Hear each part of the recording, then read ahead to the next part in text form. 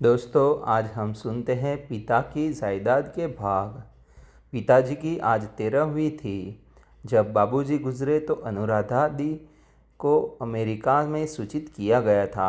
वो बोली थी कि पिताजी गुजर जाने के हमें बहुत दुख है, पर हम तुरंत तो नहीं आ सकते। हाँ, हम दोनों 13वीं पर आ जाएंगे। आज दीदी और जीजाजी सुबह सुबह आ गए।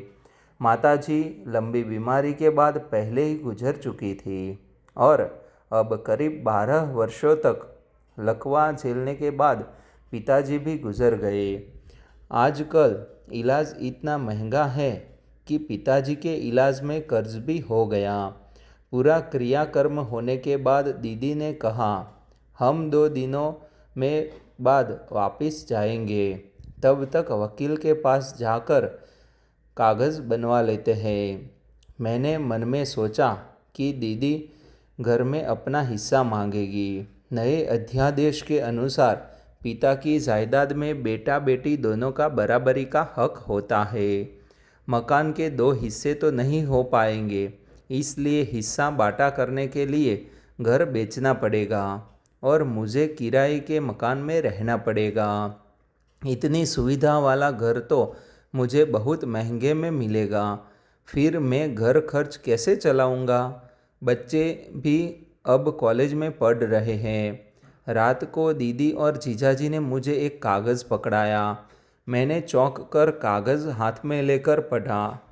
दीदी ने अपना हलफनामा दिया था कि मैं अपने भाई अशोक के पक्ष में पिता के घर पर अपना अधिकार छोड़ती हूँ। आज से ये मकान सिर्फ मेरे भाई अशोक का है। मेरी आंखों में आंसू आ गए। मैंने दीदी के पैर पकड़ लिए और बोला, दीदी, तुमने मुझे बचा लिया। मैं चिंतित था कि अब नया मकान ढूंढना पड़ेगा। मुझे पता है, दरवाजे की आड़ में हमारी बातें सुनती मेरी पत्नी सुनीता की आंखें दीदी की ये बातें सुनकर नम हो गई होगी, क्योंकि घर में दीदी के हिस्से की बात से वो भी बहुत चिंतित थी। दीदी बोली, अरे नहीं मेरे भाई, तुमने इतने सालों माँ पिताजी की सेवा की, मैं तो बहुत दूर ही रही। तब पिताजी के घर पर भी तुम्हारा ही हक होना चाहिए ना।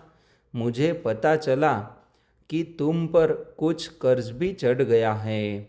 मैंने एक रकम तुम्हारे अकाउंट में जमा कर दी है, उससे तुम कर्ज मुक्त हो जाना। मैं मन में सोच रहा था कि बड़ी बहन को माँ का रूप इसलिए कहा गया है क्योंकि माँ ही तो बच्चे का दुख बिना कहे ही समझ लेती है। दोस्तों, ऐसी कहानी देखने के लिए हमारी चैनल सब्सक्राइब कर दीजिए।